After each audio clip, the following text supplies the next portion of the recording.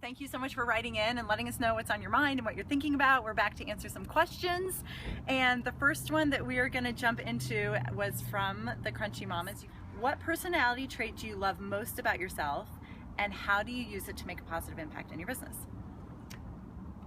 Okay, mine is without a doubt optimism. I am probably one of the most optimistic people I have ever met, for sure. And I think how it makes a positive impact on the business is, you know, things don't go well all the time, but if you look at it like the glass is half full, then you just have a really positive outlook on how to approach problem solving. Yeah. So, absolutely. And mine, I would say love and trust, and it is a little bit similar. I just trust in the kindness of the universe. I just trust that things are going to work out exactly how they're supposed to work out, and I feel like that's really helped our business, or it's impacted our business, in that I know that whatever decision we make is the right decision at the time, and maybe we'll look back and think, with a little more information I would have chosen X instead of Y, but at the end of the day, it brings us to where we are. Okay, so Crunchy Mamas, you guys also asked us, as a fellow business owner, I know the impact of social media platforms. How has social media made a positive impact on your business? well, considering social media is the only way that we advertise, anybody that knows us outside of Bend, 4 states that we're in, would only know us through social media. I think it's made a huge impact based on just being able to be free about speaking about what's going on within the business, to not have to worry about how much it costs, because that's always a part of a growing business, is balancing the marketing and the dollars that you spend. And then also, you know, people seem to get who we are, and I think the only way they're doing that is through the social component. It's a really good platform for projecting the energy of what we have here out into the world. Yep. Yeah. Oh, we love this one. This awesome. is awesome.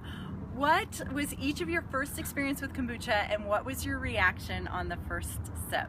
My experience is awesome. I took 1 sip and I went, I could totally sell this stuff to everybody.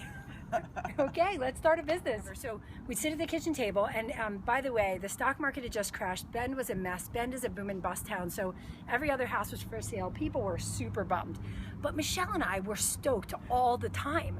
And we'd sit at the kitchen table and drink this kombucha, and we'd laugh and giggle. We both, by the way, didn't have jobs. I mean, there were a lot of things not to be stoked about, and yet we were stoked. So one day we looked at each other and we're like, I wonder if it's the kombucha. Oh my God, we have to get this stuff out to everybody. Everybody wants to feel good. Everybody's got $10. This stuff tastes good, makes you feel good. Let's do this. We did. And hence the start party started. of home kombucha. Love it. What is your secret food weakness, Jamie? Sugar, sugar, and sugar. I would say the same. Mine typically comes in the form of chocolate, unless it's carrot cake, because it's so good. And just props out to Zydeco, best carrot cake ever. So good.